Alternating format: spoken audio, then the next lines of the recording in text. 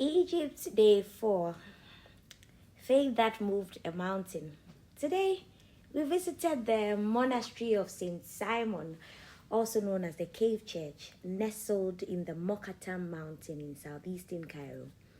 It's a place rich in history and faith, and if you've ever heard the scripture, if you have faith as small as a mustard seed, you can say to this mountain, move from here to there, and it will move. In the Gospel of Matthew 17:20. Well, this is where that scripture was put to the test. Egypt isn't known for having a large Christian population. Only about 10% of the country identifies as Christian. I was amazed to learn that this community lives near an area called Garbage City, where much of Cairo's waste is collected and sorted for recycling. The view on the way to the cave church may not be the most picturesque, but what lies at the heart of this place is extraordinary. Simon the Tanner lived in the 10th century, during a time when most Coptic Christians in Egypt were artisans. Simon himself was a tanner, working with animal skins, a profession still practiced in Egypt today. His faith and dedication to scripture set him apart, especially one radical act.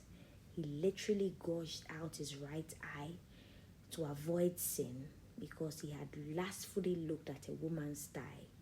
And this was inspired by the verse in Matthew 5:29, if your right eye causes you to sin, gouge it out and throw it away. Here's where the story gets truly remarkable. The Caliph at the time loved intellectual discussions and poetry, and during one of these gatherings, someone recited the verse about faith moving mountains. Intrigued, the Caliph summoned Pope Abram of the Coptic Church and demanded proof of the scripture. If the Christians failed to prove it, they would be killed. The Pope, naturally distraught, prayed for guidance. The Virgin Mary appeared to him in a vision, instructing him to find a man named Simon, a humble tanner carrying jars of water in the marketplace. Simon, she assured him, was the one chosen to demonstrate the power of faith. At Simon's instruction, the Christians prayed and fasted for 3 days. And after the 3 days, they gathered at the mountain with the Caliph and his court present. Simon instructed everyone to focus on the mountain, not him, while he stood behind them, and to cry out, Lord have mercy, Lord have mercy, 3 times while making the sign of the cross. There's wisdom in this. Sometimes we need to focus solely on the obstacles we are asking God to move, not on ourselves or others.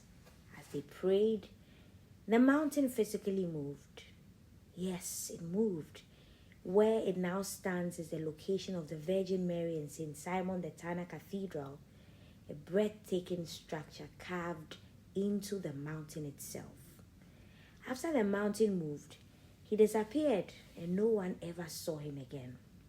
This man literally lived out 2 major scriptures in his life. This cathedral is a marvel. It can host up to 20,000 people at once, a testament to the enduring faith of the Coptic Christians. The Caliph himself was so moved by the miracle that he converted to Christianity. Walking through this sacred space, I couldn't help but soak in the history, the faith, and the power of belief. The story of Simon the Tanner reminds us that God doesn't need extraordinary people, just extraordinary faith. So, within the Mokattam Mountain lies the Monastery of St. Simon the Tanner and the Virgin Mary, alongside St. Mark's Church, each carved from the rock and part of one expansive complex.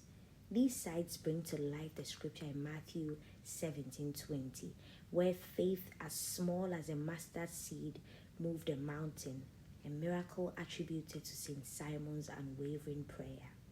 There's so much greatness at attached to this place, and it was an honor to walk where such incredible acts of faith unfolded.